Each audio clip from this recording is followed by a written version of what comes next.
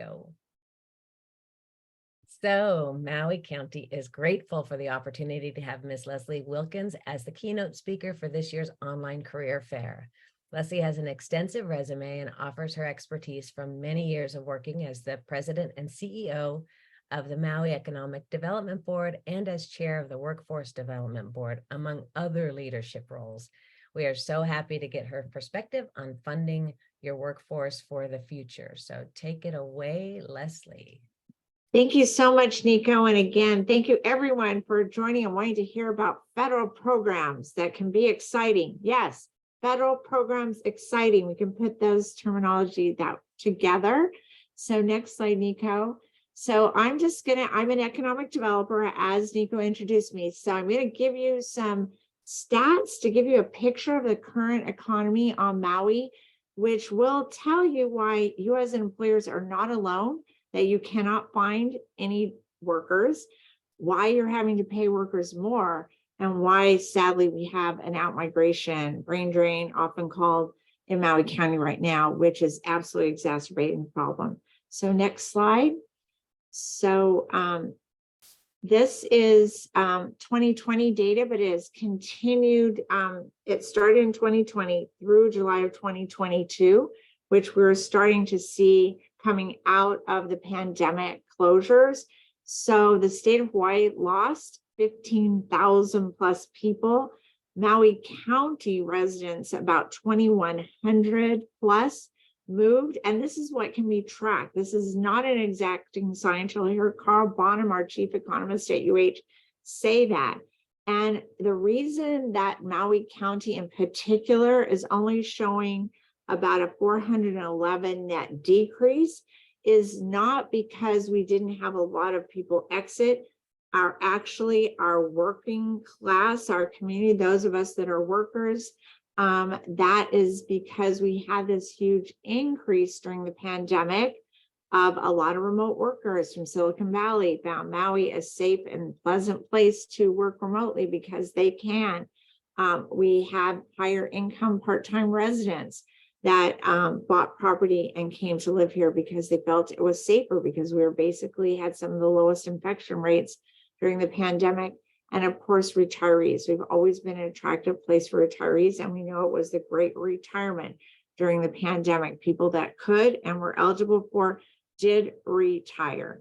And the reason why, after we've opened up and there are plentiful jobs, as Nico said, why that out-migration hasn't reversed to get back our young people, our 18 to 45-year-olds, our workforce, is because of no attainable housing. It was already tough to find attainable housing, but during the pandemic, a lot of that inventory, as I said, was purchased, bought up, and came off the availability. Next slide.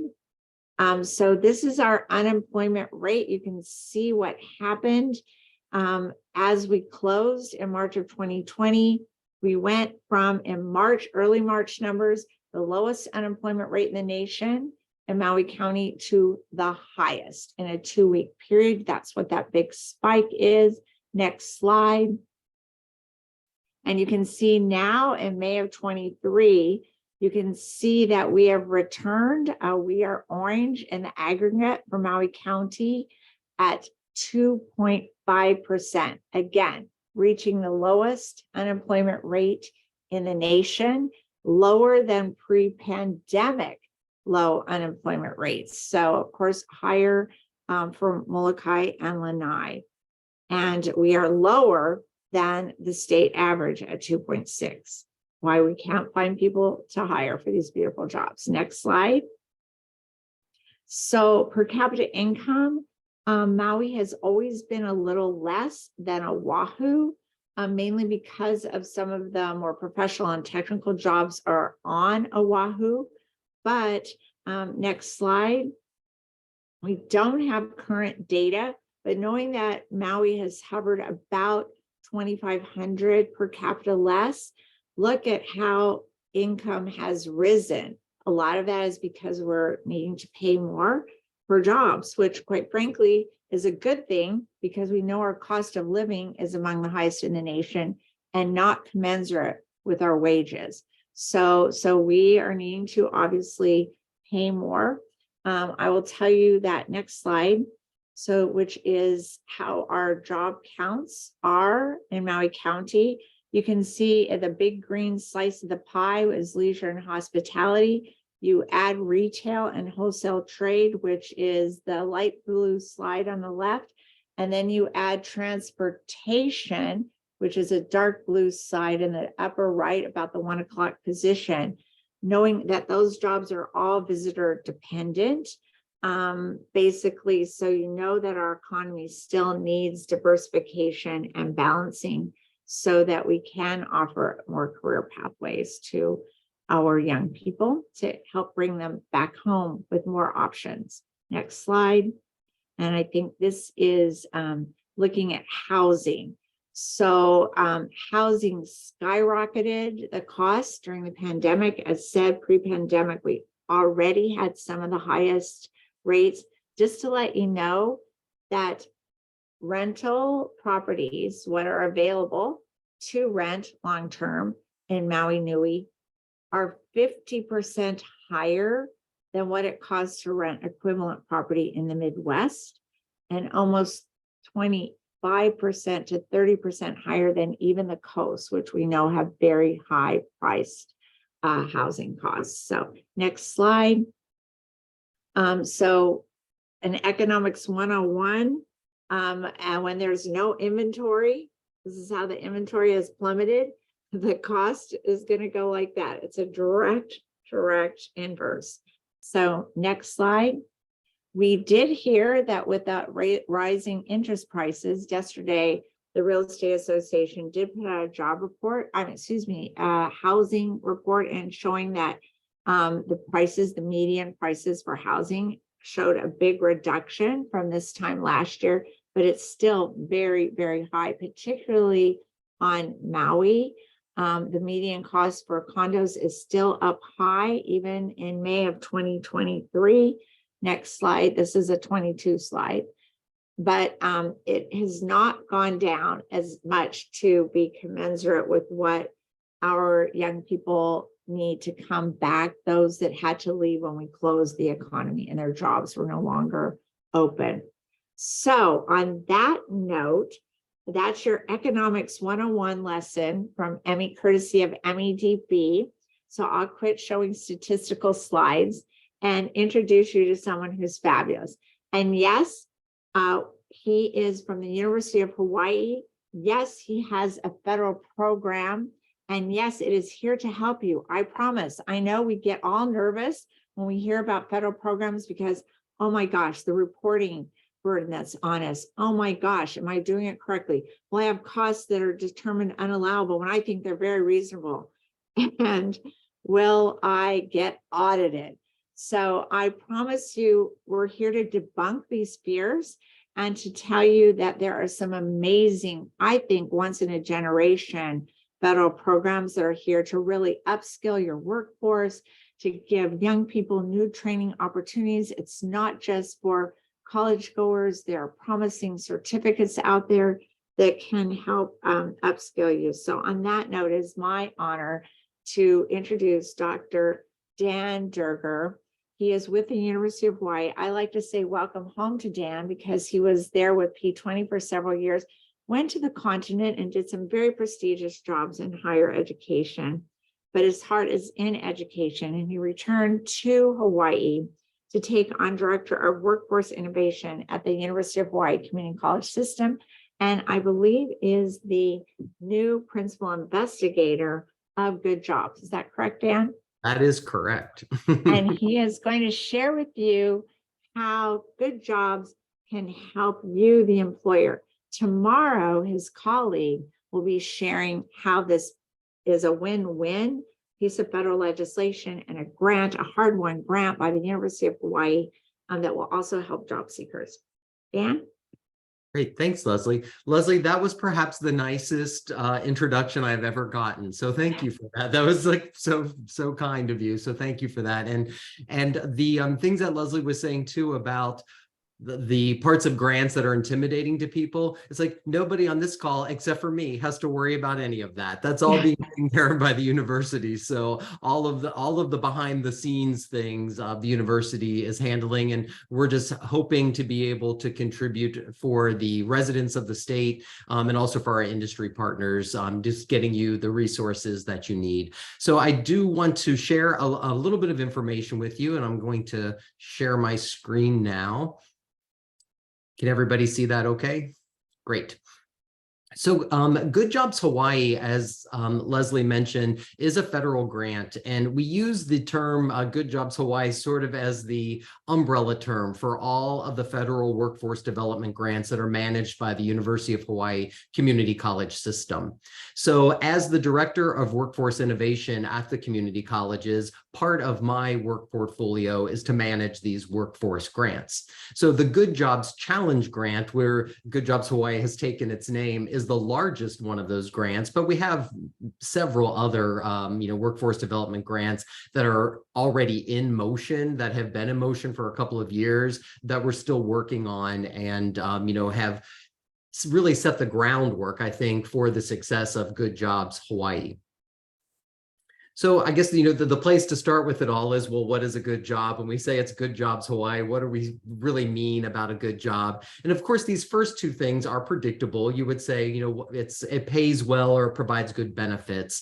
And certainly when we look at what does it mean to pay well, we were just recently surveying residents across the state. And while they didn't exactly say they want a big paycheck, they were saying things though, like, I want to be able to live in Hawaii. I want to be able to raise my family in Hawaii. I want to stay here. I want to have a job here that allows me to stay with my family. They were saying things like that. So in my mind, it's like, yes, that does mean a particular amount on your paycheck. But I thought it was interesting, though, that they weren't saying, I need to make at least $100,000 a year. That's not what people were saying. They're saying, I want to live here. I want to raise a family here. I want to be with my family here. And that is a key component of Good Jobs Hawaii and the work that we're doing.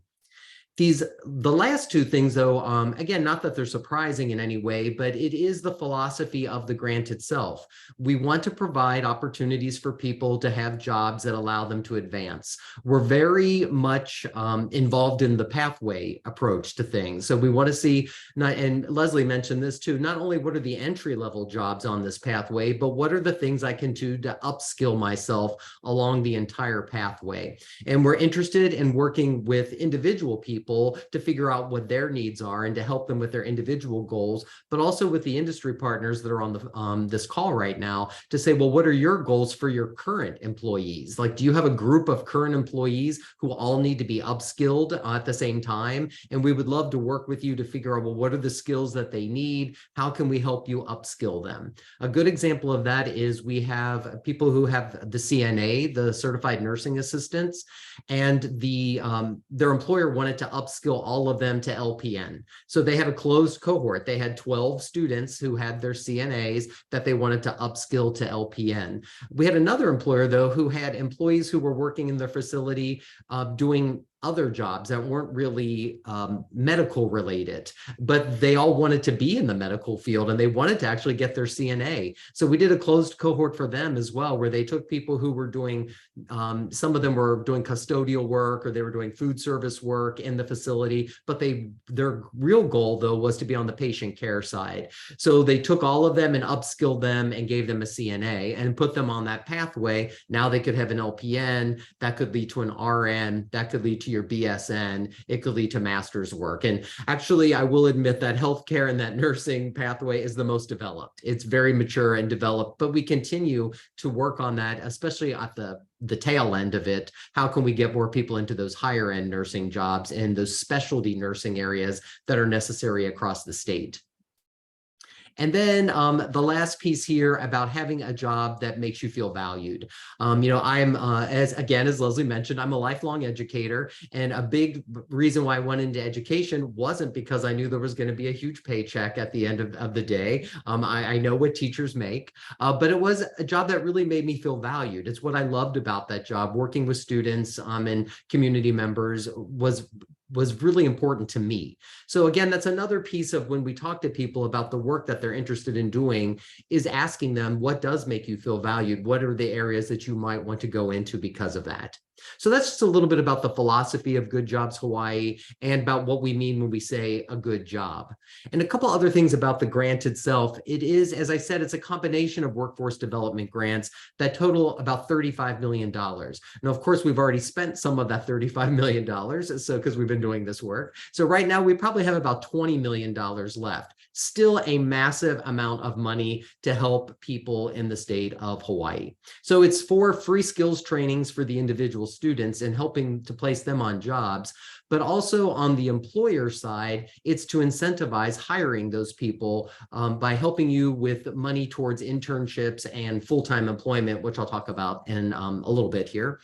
It is a coalition. We work not just with our industry partners, but also with educators and community partners. We offer wraparound services to help people and support them as they go on this journey. So we want to offer them things as best we can related to childcare or transportation costs, related to counseling, related to technology if they need laptops or hotspots because they don't have reliable internet. All of those types of wraparound services are included as part of this grant. And again, the whole goal is to get residents of Hawaii into high demand jobs that meet the workforce needs for Hawaii. We're of course, while we can't control where people ultimately find their jobs, our goal is not to create a highly qualified workforce that leaves Hawaii. We want to work with the employers here to offer opportunities for people so they stay here. They're incentivized to actually stay in Hawaii. And just as a point of reference, the Good Jobs Challenge grant that we received, there were 32 of those grants given across the country. It was a highly competitive grant with over 500 applications. I take no credit in securing this grant. I was hired after it was secured, but I honor all of my great colleagues who worked on this grant and the industry partners who worked with them to establish the need for the sectors here in the state of Hawaii. So speaking of those sectors, the grant supports 4 key sectors pretty deeply. So the key sectors are healthcare, and our sector lead for healthcare is the Healthcare Association of Hawaii. Technology is another sector that we support, and the Chamber of Commerce Hawaii supports that. So Keala Peters, if those of you on the call know Keala, she's the one who really drives that sector. And she is also, I will give her a huge shout out here, she is also the one who does the community of practice for all of the sector leads and bringing all of them together to assist them as they keep driving the sector partnership work forward. One of our newest sectors is clean energy, which also assumes some of the skilled trades. That's being led by the Hawaii State Energy Office, Cam Black. If you know Cam personally, he's kind of the lead there at the State Energy Office, and he's a great partner. This one's exciting to me because I see so much potential here. Plus, there's so much growth here. In the next few years, clean energy is going to look very different than it looks now. So it's exciting to be on kind of the beginning crest of this wave as we figure out what does it look like and what will it look like for Hawaii. And then our newest sector, which actually this sector hasn't even officially launched yet. They're still in the stage of gathering all of the information to is creative industries. And this one to me is it's interesting because it's very different than the others. So I like that, but it also has a lot of possibility because there's a lot of things that can be part of creative industry. Well, of course, the film and television industry is part of this, and that is an industry that will always want to be here in Hawaii. I don't see the need to film things going away anytime soon. It's a beautiful place to come to film, but we're also looking beyond that and looking at music, looking at other creative arts, design work, visual arts, things that people can stay in Hawaii and maybe the skill itself is exportable. So there's a lot of interesting things about creative industries and a lot of potential there as well. So those were the 4 key industries that are specifically called out in the grant. So the majority of our trainings do focus in these 4 areas. But this is what the whole kind of pathway looks like as far as the work is concerned. So up front, there's free skills training for the residents of the state of Hawaii. So these are, sometimes they're actually courses for credit, sometimes they're non-credit courses, sometimes they end in certifications, sometimes they're on-the-job training or paid internships. So the skills training piece piece can take many forms, but for the most part, it's considered a training and it's tuition based. So what we're supporting with the grant is the cost of offering that training, no matter what it looks like. The one thing I want to call out here is we are interested in working with industry partners to identify new trainings, new certifications that aren't currently being offered that should be offered. There's money set aside specifically in the grant to do curriculum development for that purpose. So if you're working in one of these sectors and you know that this is like there's something new that needs to be offered and you know the university doesn't currently offer it, please let me know and I will work with you to get that up and running. You as the content expert, me with the connections to the university, we can make all of those new things happen. And that is something that I'm really interested in moving forward with this grant. So that's the skills part. The next piece would be the wraparound services that I mentioned before. So to assist our participants in any way possible so that they're successful. So when we look at, what is the grant measuring? What are we actually looking for outcomes? Of course, the outcome is, did that person get a job in a high demand area that required the training? But when I start backing that up, there has to be a very large number of people who actually enroll. Then they have to actually register for the class. Then they have to take the class and pass the class. Then they have to take the certification and get the certification. Then they need to be successfully placed in the job. So you have to start with a much, much larger number of people up front because you know you're going to lose people along the way. But these wraparound services and how we built things in is to try to close every single gap where we lose people. So we're doing our best to eliminate all of those gaps. So it's no longer the model where we're like, well, we provided this free training and it's up to you to figure out how to use it. It's like, nope, we will help them figure out every step of the way. We have a team of 6.5 actually, navigators who work with people across the state to get them registered, get them the materials and the resources that they need to be successful, get them the wraparound services if they need, like I said previously, if they need computers or they need childcare, whatever it is, and then help them when they're in the classes to be sure they're being successful in the classes, then help them register for the certifications. The grant pays for all of that. It pays for, not only the training, but for the wraparound services that we're doing, all of the materials that people need. They pay for the certification testing. We'll even pay for that more than once. If it takes you more than one try to pass that certification, we'll pay for that multiple times. The thing that's really great about this piece too is none of it's out of pocket. So the student does not have to give the money and then get reimbursed. It's all happening behind the scenes with UH, with the team that I manage to make this happen as seamlessly as possible. And then the final piece is when they get to you, that there's a quality job that's available to them, whether that be in the guise of an internship or direct to hire. So either way that happens, there is a $2,000 incentive to you as the employer. If you're hiring on an intern, our expectation is that that's helping to defray the cost to pay that intern so that it's a paid internship and that $2,000 is helping to defray that. If you're doing direct to hire, that $2,000 is yours to do with as you please. Although we're thinking most people are using it for onboarding costs or HR expenses, all of those things. We all know if you have kind of churn, if there are people coming and going, that's so expensive on the HR side. So we're providing that $2,000 for that onboarding and to help defray those kinds of costs.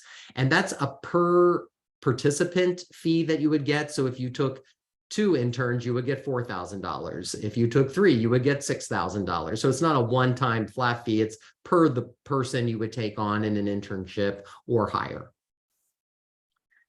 So one thing I'm asking employers to do is take a look at the talent action pledge that we have at our website, goodjobshawaii.org.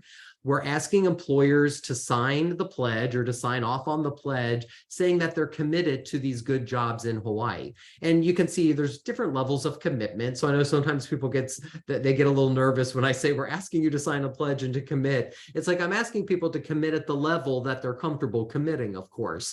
Ultimately, I would want the commitment to be if we provide you with a qualified candidate, that you would hire them.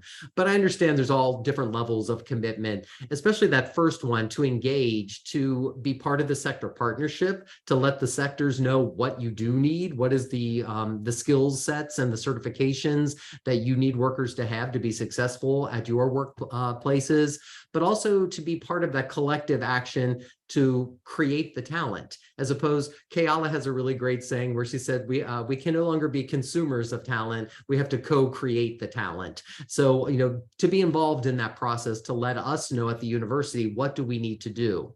You know, the great thing about the non-credit side of the house is that it can move relatively quickly compared to the credit side of the university that has to go through faculty senate reviews and curriculum committees. The non-credit side, though, because it's not part of our accreditation process, can move relatively quickly. So if there are certifications or trainings that you need stood up quickly, we can help you with that. Just very quickly, the training eligibility, because I know this is a common question people have, is how am I eligible as a resident of the state to do it? Well, it's pretty minimal. You just have to prove that you are a Hawaii resident. You have to be eligible to work in the United States. So the typical I-9 information, because ultimately it's leading to a job. So we want to be sure the person is eligible to work.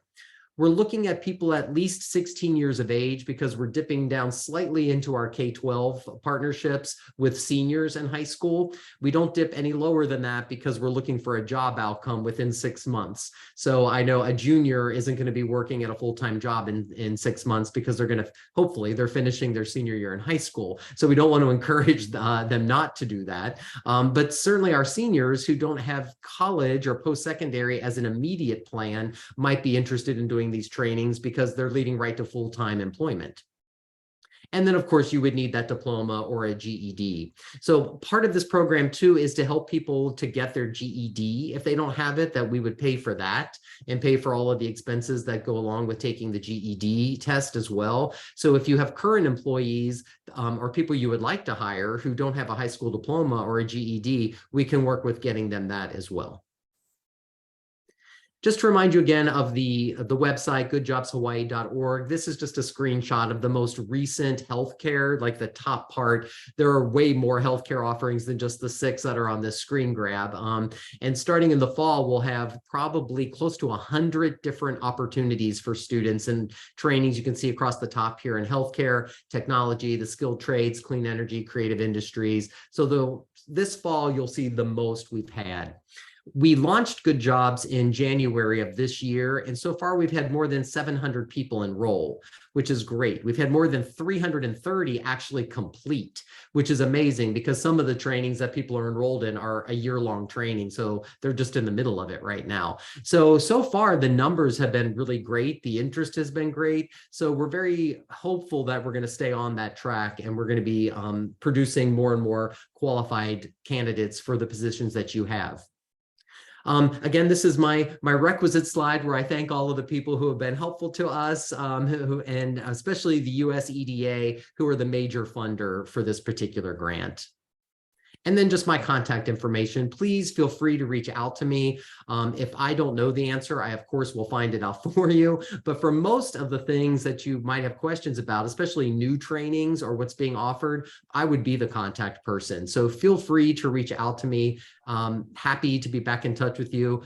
I am, Leslie and I were talking, and Nico, we were talking about this earlier. I am usually up very early in the morning, so I'm usually responding to people early in the day, but I promise to be back with you as quickly as possible. So Leslie, Nico, thank you for the opportunity to share the good news.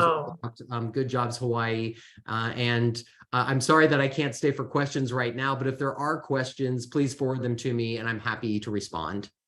Thank you, Dan. We appreciate your time. We know you have another meeting. Thank you for this great information. And again, we often call it a once in a generational opportunity. And congratulations to the UH who was able to put such good work in to be one of only 31 grantees across the nation for this funding. Thank you. Take care. Have a great day, everybody. Bye. So everyone, please feel free to put questions in the chat for Dr. Durger, because I can forward those directly to him. You've got his email, and it is a great opportunity. So Thank you. I'm going to go back to a few more slides to talk about some other programs that can be leveraged with the Good Jobs Challenge. So one of them is the Workforce Innovation and Opportunity Act. And don't we love all federal programs have an acronym? It goes by WIOA usually. That's usually what rolls off our tongue when we're working on this program. And one of the things that said the U.S. This is U.S. Department of Labor. It has had workforce supporting training probably since its inception under a female. Yes, the first Secretary of Labor, Ms. Perkins. But it's always just pretty much exclusively prioritized all the program support, all the funding support for job seekers. WIOA prioritizes you, the employers, as an equal important part of creating jobs, employing our workforce, and building our economy. So services are free to employers. It funds training opportunities for your employees. You heard about all the wonderful ones available through Good Job Challenge. WIOA also gives funding opportunities and free training opportunities for that your employees can use for many people that have been dislocated or would like to upskill and get new jobs and train up, that you can hire them. You know, we heard recently from HR professionals that because we heard that we've had out-migration and there just aren't as many bodies in our community to hire from, that take a look at your tremendous employees that have been loyal to you, that are bright, and look at promoting them to new opportunities, giving them new opportunities, and use this opportunity to upskill their training, because obviously they're a valuable part of your community. And we know that hiring from our community, hiring folks that have roots here, is the best thing to do. It's the right thing to do. It retains our culture and our community, but it also has absolutely documented staying power, that they will continue to be here and be a part of your workforce and our community. We also want to know that there is a job board called HireNet. I'm going to talk a little bit about it, but there is a presentation later done by the members of Maui's American Job Center that can walk you through it. It's like having a free job board. You may post your positions and you may search for resumes on it, and it's spiders. So, and those are all free. So next slide. So WIOA is looking at the jobs that are in need in Maui County. In fact, directly in the WIOA, by the way, if you ever need, have insomnia and you need to read something, the legislation is about 979 pages. And this is my favorite, the FAQs that was supposed to make it easier for us to understand this ominous piece of legislation is 900 pages in and of itself. So go figure. But the good news is you as an employer don't need to know this. You need to reach into our American Job Center staff, our workforce development staff, and they can guide you through it, because yes, it is legislation. So, but what is important is that we know what the jobs are. You heard Dan talk about that. We need to hear from you as employers. What skills do you need? What training is out there that can help you, so that we can make sure those trainings are paid for out of many, many federal opportunities that are currently available. Next slide. So WIOA is overseen here in Maui County by our Maui County Workforce Board. There's also a state workforce development council that is appointed by the governor. Our Maui County Workforce Board is appointed by our mayor. I've been honored to chair that body. It is a lovely cross section of the different industries that are available here that are hiring. Our job is to oversee how money is spent. That is the allocation to Maui County. So the U.S. Department of Labor gives the state a certain amount of money formulaically for WIOA, and then the governor gives the counties formulaic a certain amount of that money based on our population for most part. And we are currently recruiting. Our Molokai and Lanai seats are open. We've just had 2 wonderful members from those communities recently step down. So we are recruiting for more talent, especially from our neighbor islands. Our neighbor islands, is we are a neighbor island. I like to call Molokai and Lanai our neighbor islands. So thank you. Next slide. So this is what is really important. I had the opportunity to sit on part of this review board. It's housed under Hawaii P20. And as you know, certifications and credentials now are a very, very important part of preparing our workforce to be successful in the workplace. And it's changing all the time. We know just getting a degree or just getting a certificate is not enough because of the change that is so fast at this point in time. So it was designed to look at what credentials are recognized in industry, not just something that's proprietary for one particular software or one particular kind of proprietary, something that a particular company is selling to an employer to use. It's to give a breadth of skills and to be stackable. That's the term, meaning if they get a credential in one particular area that is currently industry recognized with a rapid change, what else can they build upon to build their skill sets and keep current? So there is a list. I can send the email of the promising credentials. But as Dan said, we are asking, next slide, we are asking you to please tell us what kind of trainings you need, because one of the things that the Workforce Development Board does that I showed the list of that I'm on is to, we're in charge of approving the employer training provider list. In other words, we have to vet various trainers that are offering all these certificates and make sure they're viable, make sure they're legitimate. We hope to goodness that they are Hawaii-based. Sometimes we do have to use national trainers, and that we can hold them accountable for actually offering certification. So we want to hear from you. The other thing that is important is we're honored to do that.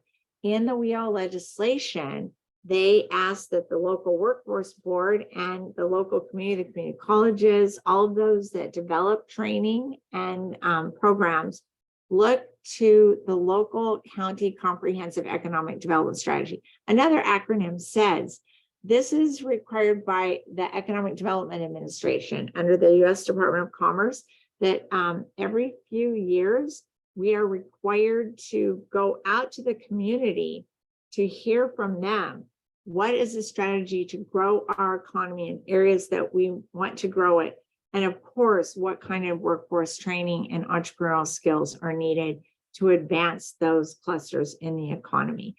We just, MEDB competed for this opportunity with our other economic development board organizations throughout the state and every county from the EDA to get that opportunity to develop the SEDS. We completed the Maui County one in 2022, and then the Hawaii State one was absolutely just published last month. Next slide. Those are available on our website.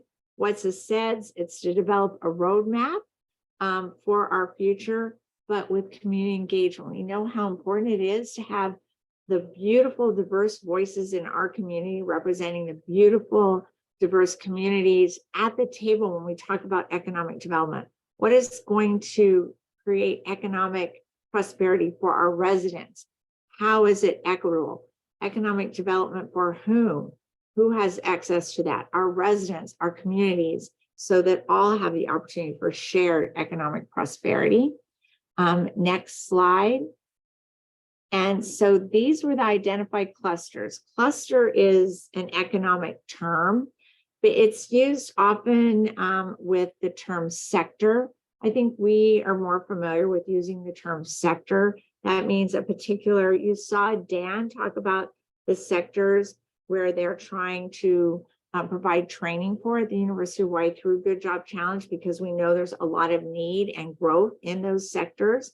But this was done by the community. Our strategy committee looked at the last 5 years before that and 5 years for that, And they made some significant changes. And I'll point this out because I think it reflects our culture, it reflects our desire for inclusion and equity, and our desire that our young people can succeed. And hopefully we can bring back so many of the community members and family members that we have lost.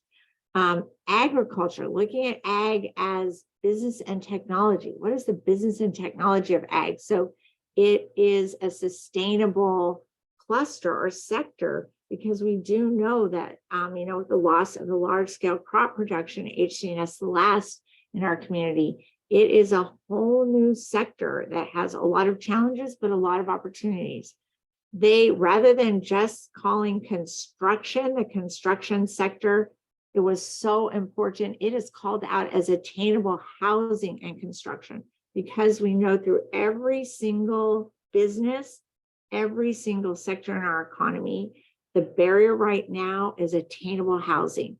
And that is for a young person who is just coming into the workforce, to working families, which are all of us that are trying to raise families and working, and even to the most high wage professions in our community. We know that housing is a problem because of a lack of just availability and period. So, and another new one, of course, is the eco economy. We're all very concerned about protecting our fragile environment here in Maui Nui. So what can we do in the economy? How can we build businesses? How can we build enterprises that are protecting our economy, that will create jobs? Energy, of course, renewable energy. And then Hawaiian knowledge and culture has always been a through line, that we must look to the amazing, brilliant indigenous knowledge that comes to us through our host culture, Hawaiian culture. But I love that it was called out as an actual cluster, an actual part of the economy that we should be growing with authenticity. And that is Hawaiian knowledge and culture. And then health and wellness is our largest growing, fastest growing sector with the most job needs. And then tech. And we're very pleased to listen directly to Hana, Lanai, and Molokai residents, because we know to try to absorb those community populations, small number population, into a greater Maui County SEDS is not fair. It is not right. It is appropriate that Hana, Lanai, and community have their own SEDS so that they could talk about themselves, about how they want to advance their economy that matches their cultural values and their community interests. Next slide. So this is some of the priorities. I won't go through all of these. I picked 3.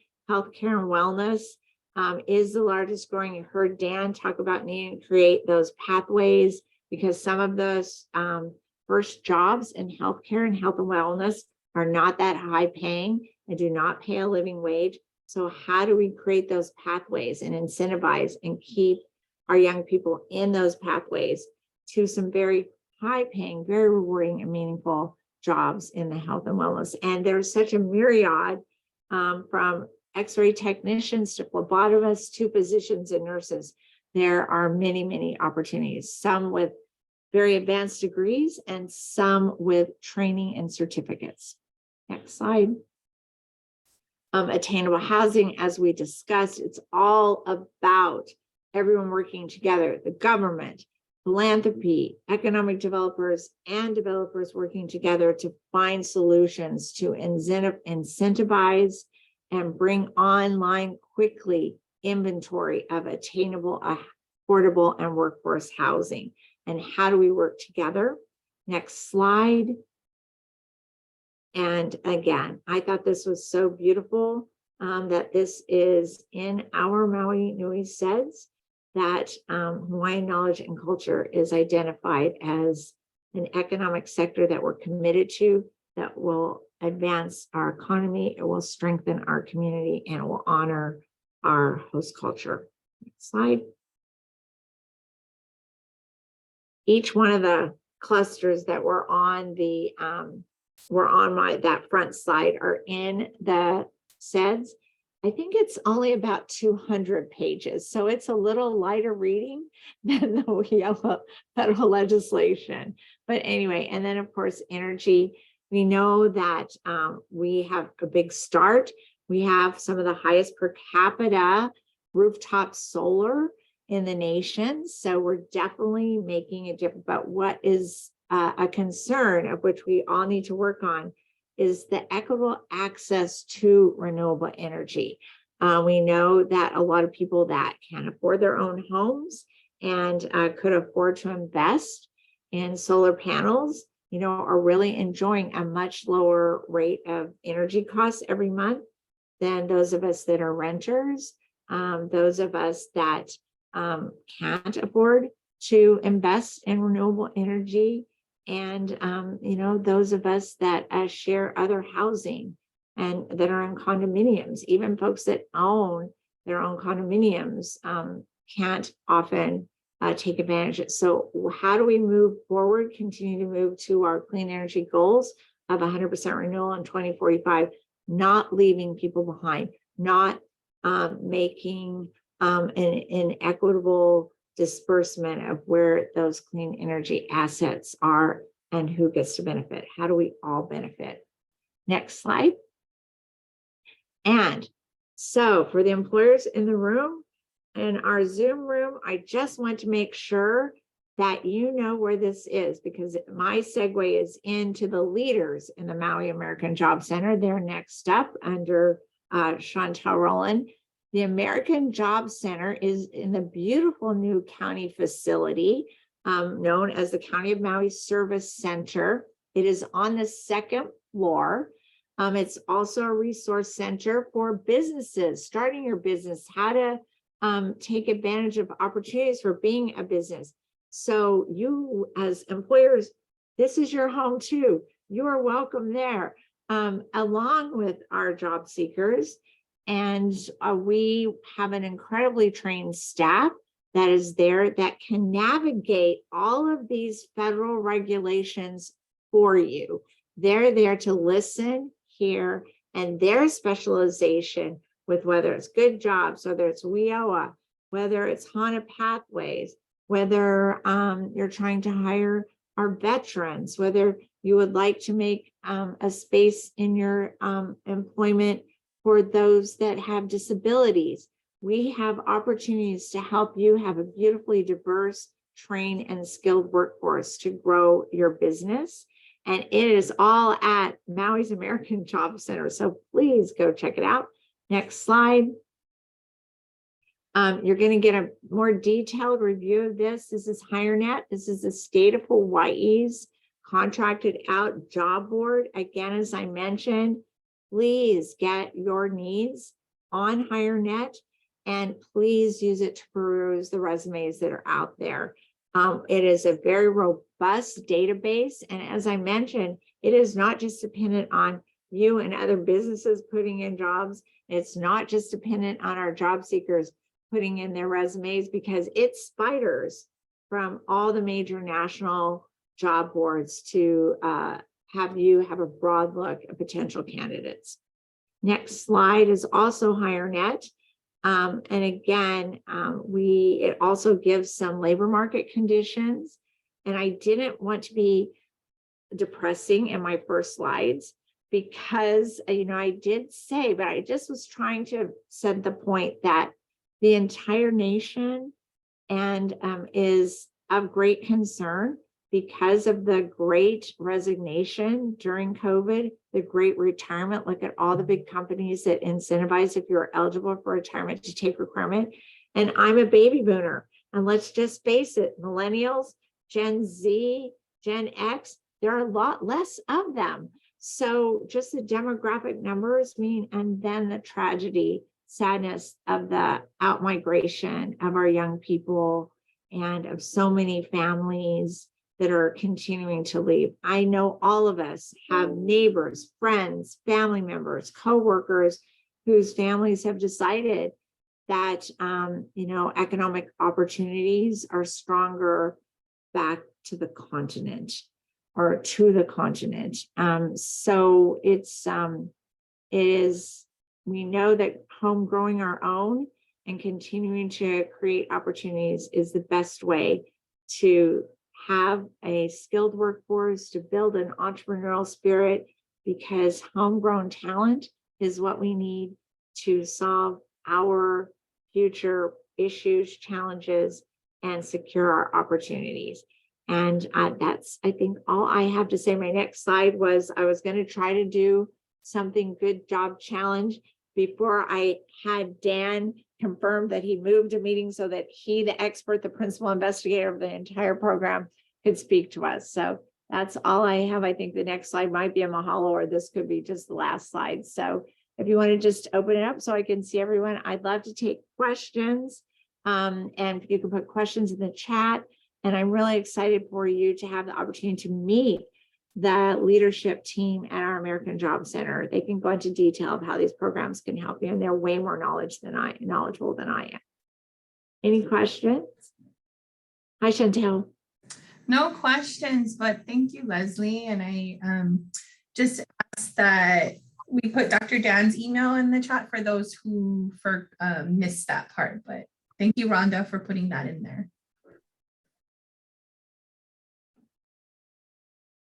Oh, all right. Well, and let's see, I don't have any questions, but I do want to say that your outlook on our economy and where it was and where it is now after COVID was so needed, because it answers so many questions. And I really appreciate your input. It was incredible. thank you.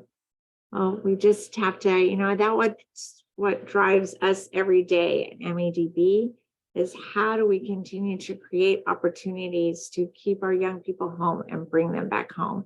Because, we're exporting our best resource and we're exporting our culture, which are two of the, greatest treasures we have.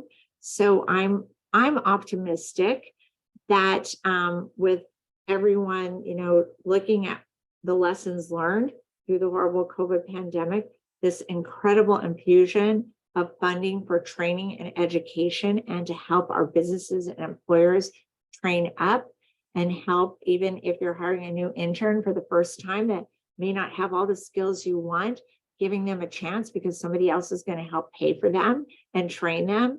I always think internships are like the no risk way to check out a new employee, because you're giving someone an opportunity to try something, and you're seeing if they're fit and have potential for your opportunities and your projections of growth in your company. So please take advantage of this. And my last call, I guess, out to the employers, please take a look at your hiring qualifications. Please take a look to see if you require a degree just before you even take a look, or if you put that out in your job solicitation, associate's degree or bachelor's degree required. Is it really? Can they have on-the-job training? Can you use this funding for training up to give somebody a chance? Someone who's never worked, someone right out of school that hasn't had an opportunity, so they have no prior experience. Give them a chance to be their first experience, because you know what? You have a lifelong loyal employee if you're the one that takes the chance and helps them invest in their education, their training, mentors them. I think some of the minimum qualifications that were routinely just put on job openings by employers are outdated. They don't reflect the current fast-changing pace of technology and what's coming in the future. So I think you're just looking for motivated people that want to work. So please take a look at your minimum qualifications. And I think some of those can be changed. That's my last call to action to the employers. I think you will see some great results in that. That's awesome, Leslie. Thank you so much. And we're so happy to have you come here and talk with us today. My eyes are so more open now to where how we got here. And I appreciate it. Got here in time with our labor market and jobs and all of that. It's been really interesting to watch, and I feel a little bit more educated now. Well, I think our future is bright. So don't think I was Debbie Downer at the beginning. I do think our future is bright if we continue to work together and invest in our workforce and our entrepreneurs. Well, I thank you. echo the same sentiments. I feel so honored and I feel edified that I zoomed in and joined this meeting today. So thank you. You've put the right context as to how I should look at what's going on Maui today and the state of our economic affairs. So thank you so much for hosting this and for being the speaker, and also Dr. Dan. Dr. For Dan having- Durger, rhymes Yes, with for burger. having informed us. Yes. Yeah, fantastic. Thank Yeah. you. Well, thank you all so much for being here with us for this first portion of our day. We have coming up next workforce development internship opportunities with Chantel Rowland, Keku DuPont, and Jasmine Vasquez Castro. But I want to thank you, Leslie, so much for being here. It meant the world, and thank you. Thank you to all of you. And again, if any questions pop up, put them in the chat and Nico will forward them to me. And my email is very simple. My first name, Leslie, Leslie @medb.org. Great. All right. Thank you all so much. We'll stop the show right now, but we will be back at 10:15.